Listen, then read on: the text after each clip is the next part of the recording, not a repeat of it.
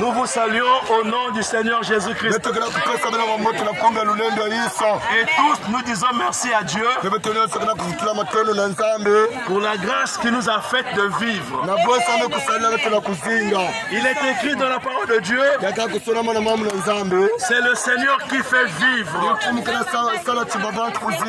L'auteur de la vie, c'est Dieu. C'est lui qui est le créateur. Satan n'a rien créé. C'est seulement un adversaire. Mais adversaire déjà vaincu. Il n'a plus aucune puissance. Sa tête a été écrasée à la croix. C'est Dieu, le créateur, qui est tout pour nous. Et ce matin, mon frère, ma soeur, nous vous apportons ce Dieu-là. Il vous a aimé le premier. À quel moment je peux dire que Dieu m'a aimé?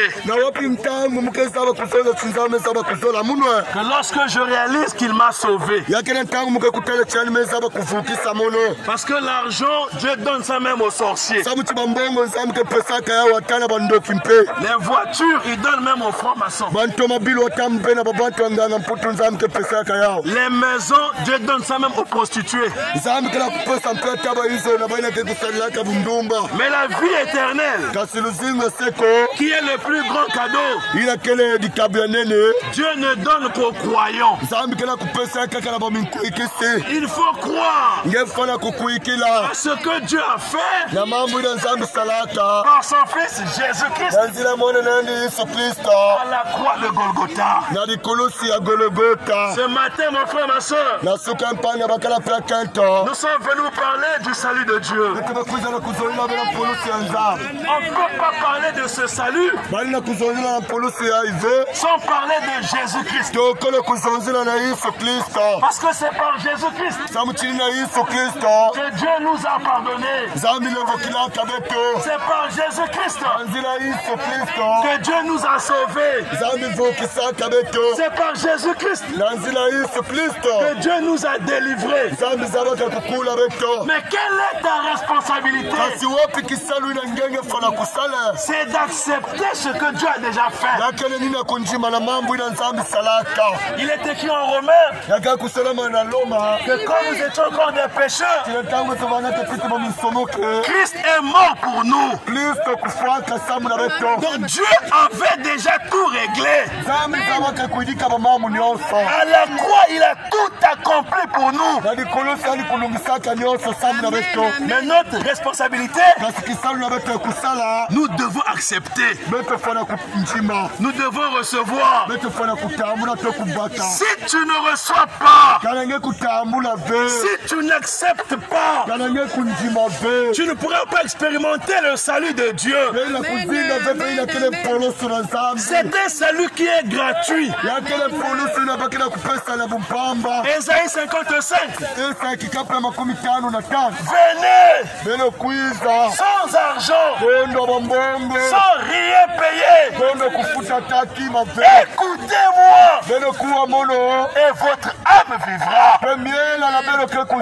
Parce que l'homme ne vit pas de pain seulement. C'est le corps qui vit de l'arachide. C'est le corps qui vit du riz. C'est le corps qui vit de la viande. Mais ton âme vit de la parole de Dieu. Si Dieu veut te sauver, il doit te faire écouter sa parole. Et la parole que tu écoutes ce matin, elle te rappelle ce que Dieu a fait pour toi. À la croix de Golgotha. Nous voulons vous informer, frères et sœurs. À la croix de Golgotha, le plus grand amour a été manifesté. Lorsqu'on aime, on doit donner. Et Dieu a aimé. Il a donné son fils. Donc pendant que je vous parle, tout le monde a le fils de Dieu dans sa main. Maintenant, qu'est-ce que tu fais avec ce fils-là? Tu l'acceptes ou tu le crucifies pour la deuxième fois? Nous sommes encore au temps de la grâce. Le lendemain ne t'appartient pas. Aujourd'hui, si tu entends la voix du Seigneur, n'endurcis pas ton cœur. Que Dieu ouvre ton cœur. Que tu reçoives cette parole. Et ton âme sera sauvée. Oui, mon frère, ma soeur. Dieu part dans la simplicité. Les choses précieuses, c'est trop simple. C'est pourquoi quand Dieu est devenu un homme, par son fils Jésus-Christ, la Bible dit, il n'avait ni beauté ni éclat. Nous l'avons dédaigné. On n'a fait de lui aucun cas. Donc quand Dieu, dans son fils, a marché ici sur la terre, extérieurement, il n'était pas beau à voir. Mais intérieurement, il était le Dieu tout-puissant qui était venu pour nous sauver. C'est dans la simplicité que Dieu te parle encore ce matin. Tu es en train de vivre dans le péché. Tu es en train de vivre dans la prostitution. Tu vis dans le vol. Tu vis dans la sorcellerie. Mais Dieu t'appelle. Jésus aime même les sorciers. Jésus aime même les voleurs. Jésus aime même les prostituées. C'est pourquoi il t'appelle en disant, venez à moi. Vous tous qui êtes fatigués et chargés, et je vous donnerai le repos. Même si tu es voleur, viens. Même si tu es prostitué, viens. Même si tu es sorcier, viens. Jésus va te donner le repos. Et le repos, c'est le salut. C'est la vie éternelle. Le lendemain ne t'appartient pas. Je vais te poser une question. Est-ce que tu connaissais le jour de ta naissance? Amen. Personne. Est-ce que tu connais le jour de ta mort? Personne. La naissance nous surprend. Tu peux faire l'échographie. On te dit que le délai c'est le 11 juillet. Parfois ça arrive jusqu'au 11 août. Parfois ça surprend même le 11 mai. C'est ainsi avec la mort. Peut-être que quelqu'un mourra ce soir. Mais si tu meurs sans Dieu, tu es perdu. Le salaire du péché, c'est la mort. Le salaire du péché, c'est la mort. Mais le don gratuit de Dieu, c'est la vie éternelle en Jésus-Christ. Amen. Nous vivons des temps difficiles. Le péché a atteint son apogée. Aujourd'hui, les gens mangent le péché. Aujourd'hui, les gens boivent le péché. Aujourd'hui, les gens dorment dans le péché. Les gens se couvrent dans le péché. La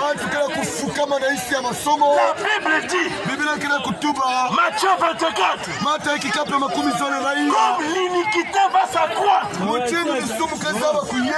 la charité du plus grand nombre se refroidira. Mais celui qui va persévérer jusqu'à la fin, c'est celui-là qui sera sauvé. Mon frère, ma soeur, ce monde va vers sa fin.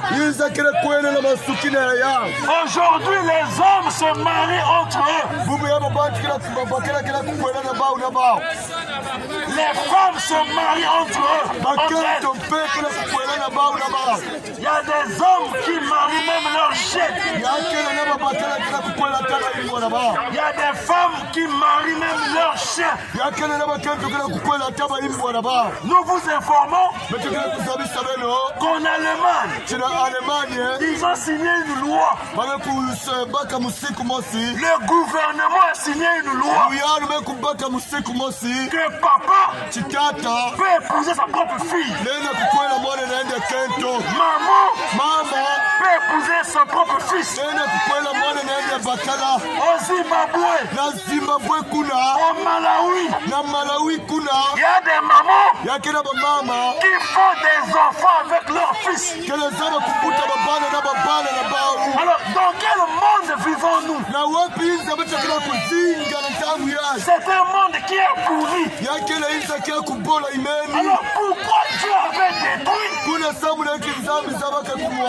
au temps de Noé? Pourquoi Dieu avait détruit au temps de Lot? C'était à cause du péché. Mais nous voulons t'informer que cette terre sur laquelle tu marches est réservée pour le feu. Tu vas détruire par le feu. Mais le seul abri, c'est le Seigneur Jésus-Christ. Aujourd'hui, l'arche, c'est le Seigneur Jésus-Christ. Aujourd'hui, l'arche, c'est le salut de Dieu. Et c'est ce que Dieu te donne ce matin. Accepte cela. Ma soeur, le lendemain,